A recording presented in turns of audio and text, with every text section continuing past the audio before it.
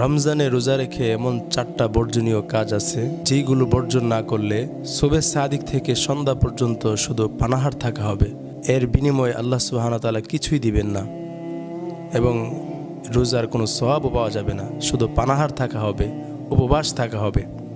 এমন 4টা বর্জনীয় আমল যেগুলো বর্জন না করলে আপনার রোজার কোনো ফায়দা দিবে না। প্রথম নাম্বার হচ্ছে আল্লাহ রসুল সাল্লাল্লাহু আলাইহি সাল্লাম সহিহ বুখারীর বর্ণনায় আসছে, আল্লাহ রসুল বলেন, মাল্লাম ইয়াদা কাওলা যুর ওয়ালা আমালা বিহি ফালাইসা লিল্লাহি হাজাতুন ফি আইয়াদা তাআমাহু ওয়া শারাবাহু।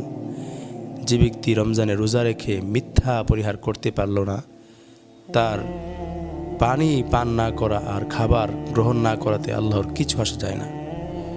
সে সারাদিন উপবাস থাকলো আর তৃষ্ণার্ত থাকলো, তাতে আল্লাহর কোনো কিছু আসা যায় না, সে যদি রোজা রাখা অবস্থায় মিথ্যা পরিহার না করতে পারে। আল্লাহ রসুল বলেন, ফালাইসা লিল্লাহি হাজাতুন, সে ব্যক্তির পানাহার আল্লাহর কোনো প্রয়োজন নাই। প্রিয় ভাইয়েরা, আমরা মিথ্যাটাকে খুব স্বাভাবিকভাবে গ্রহণ করে ফেলি।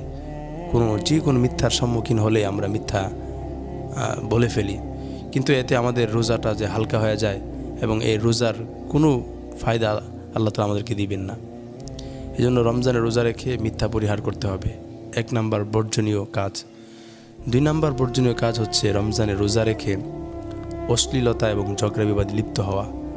আল্লাহ রসুল সাল্লাল্লাহু আলাইহি সাল্লাম সহিহ বুখারীর বর্ণনায় আসছে, আল্লাহ রসুল বলেন, ইযা কানা ইয়াউমু সাওমি আহাদিকুম ফালা ইয়ারফুথ ওয়ালা ইয়াসখাব ফাইন্না সাবাহু আহাদুন আও কাতালাহু ফালইয়াকুল ইন্নী ইমরুউন সাইমুন। আল্লাহ রসুল বলেন যে তোমাদের কেউ রোজা রাখা অবস্থায় ঝগড়া বিবাদ এবং অশ্লীলতায় কেউ যেন লিপ্ত না হয়। আল্লাহ রসুল বলেন, ফাইন্না সাবাহু, কোন রোজাদারকে কেউ যদি গালি দেয়, আও কাতালাহু, অথবা তার সঙ্গে ঝগড়া বিবাদে লিপ্ত হতে চায়, ফালিয়াকুল, সে রোজাদার যেন বলে, ইন্নী ইমরুউন সাইমুন, আমি রোজাদার। সে রোজাদার ব্যক্তি এটা বলে সেখান থেকে ঝগড়া বিবাদকে এড়িয়ে চলবে। এই হচ্ছে 2 নাম্বার, ঝগড়া বিবাদ এবং অশ্লীলতা থেকে বিরত থাকতে হবে। রোজা রেখে যদি আমরা ঝগড়া করি অথবা অশ্লীলতায় লিপ্ত হয়ে যায়, তাহলে এই রোজার কোনো সওয়াব, এই রোজা আমাদেরকে তাকওয়া মুত্তাকি বানাতে পারবে না কখনো।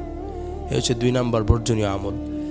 3 নাম্বার বর্জনীয় আমল হচ্ছে, আল্লাহ রসুল সাল্লাল্লাহু আলাইহি সাল্লাম বলেন যে রমজানে রোজা রেখে কেউ যেন গীবত না করে। গীবত কাকে বলে?